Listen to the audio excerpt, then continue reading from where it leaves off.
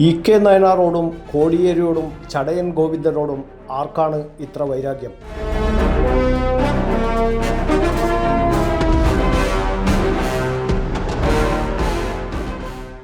ചരിത്രമുറങ്ങുന്ന പയ്യാമ്പലത്ത് ഇവരുടെ സ്മൃതി മണ്ഡപം കണ്ടാൽ ആരും ചോദിച്ചു പോകുന്ന ചോദ്യമാണിത്.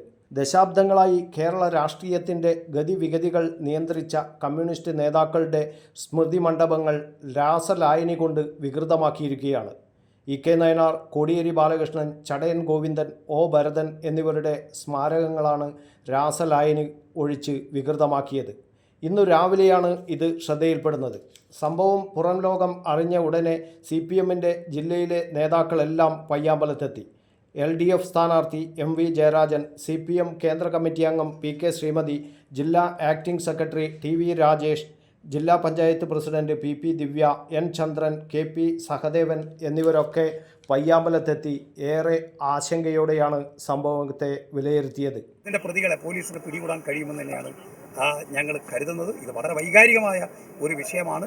ആ കാര്യത്തിൽ ഉടൻ തന്നെ അന്വേഷണം നടത്തണം. പ്രതികളെ പിടികൂടണം, അവരെ നിയമത്തിന് മുന്നിൽ ഹാജരാക്കണം.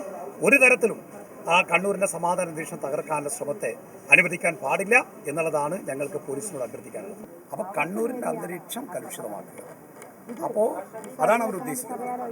ഞങ്ങൾക്ക് പറയാനുള്ളൊരു കാര്യം, ഇത് വൈകാരികമായൊരു വിഷയം തന്നെയാണ്. പക്ഷേ CPM പ്രവർത്തകർ സംയമനം പാലിക്കും, സമാധാനപരമായി ശക്തമായ പ്രതിഷേധം ഉയർത്തും.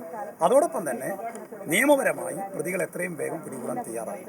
അതിന് പോലീസ് തയ്യാറാകണമെന്ന് കൂടി ആവശ്യപ്പെടുകയാണ്. ജില്ലയിലെമ്പാടും ഇന്ന് വൈകുന്നേരം ശക്തമായ പ്രതിഷേധ പ്രകടനങ്ങൾ നടക്കും. പോലീസും പയ്യാമ്പലത്തെത്തി. പിന്നിൽ പ്രവർത്തിച്ചവരെ കണ്ടെത്തുമെന്ന് പോലീസ് പറഞ്ഞു. സമീപത്തുള്ള CCTV ക്യാമറകൾ പോലീസ് പരിശോധിക്കുന്നുണ്ട്.